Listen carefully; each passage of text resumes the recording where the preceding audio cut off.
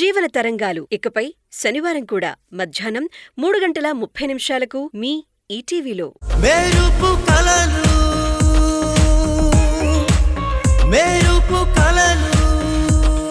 ఈ వారం రోజులుగా నాకేమైందో తెలియడం లేదు.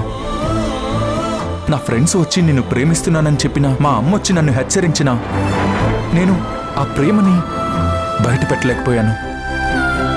కానీ ఈరోజు నిత్యకి తొడిగిన ఆ ఉంగరం అది నీ కాళ్ళ దగ్గరకు వస్తే కానీ నాకు అర్థం కాలేదు నేను నిన్ను ఎంతగా ప్రేమిస్తున్నాను అని. వాసు,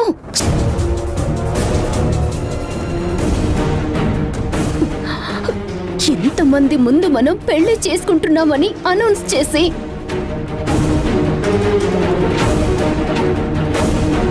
దండలు మార్చుకున్నాక రింగులు తొడిగే సమయానికి నువ్వు సంయుక్తని ప్రేమిస్తున్నాను అంటే ఏంటర్థం?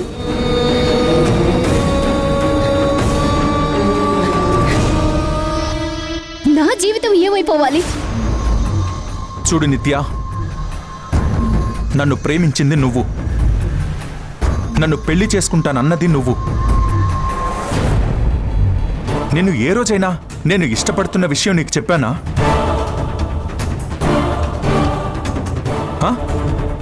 చెప్పు.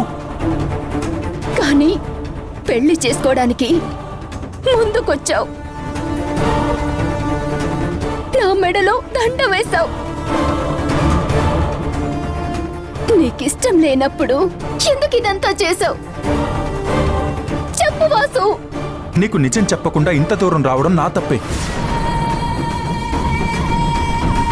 కానీ ఒక్కటి ఆలోచించు, ఇష్టం లేని పెళ్లి బలవంతంగా చేసుకుని నువ్వు నాతో జీవితాంతం ఆనందంగా ఉండగలవా?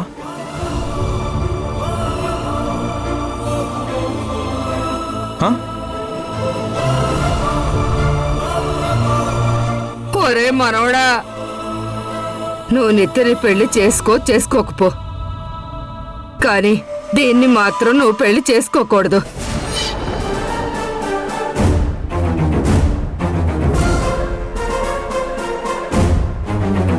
అదే జరిగితే నా శవాన్ని చూస్తావురా? నాని, నువ్వు చచ్చిపోవడం ఎందుకు? తిను లేకపోతే నేనే చచ్చిపోతాను.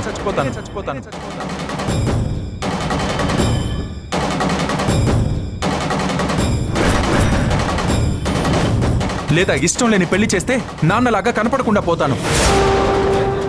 ఒరే, అంత మాట అనకరా. చచ్చిపోతానంటే ఎలారా? ఒక్కగానొక్క నెలసువి, అంత మాట అనకరా. ఈ రెండిట్లో నీకేది జరిగినా నీకిష్టమైతే చెప్పు. నిశ్చితార్థం కాదు, డైరెక్ట్గా నిత్య మెల్లోనే తాళి కడతాను.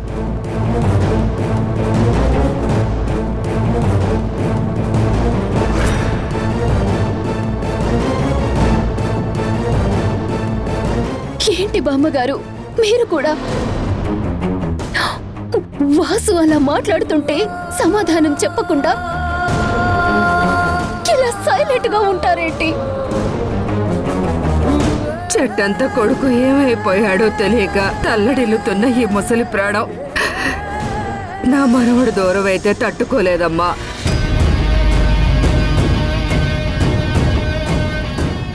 నిన్ను చేసుకుంటే వాడికి మంచి భవిష్యత్తు ఉంటుందని ఆశపడ్డాను, కానీ ఇప్పుడు వాడే ఉండడం తెలిస్తే ఎవరైతే ఏంటి,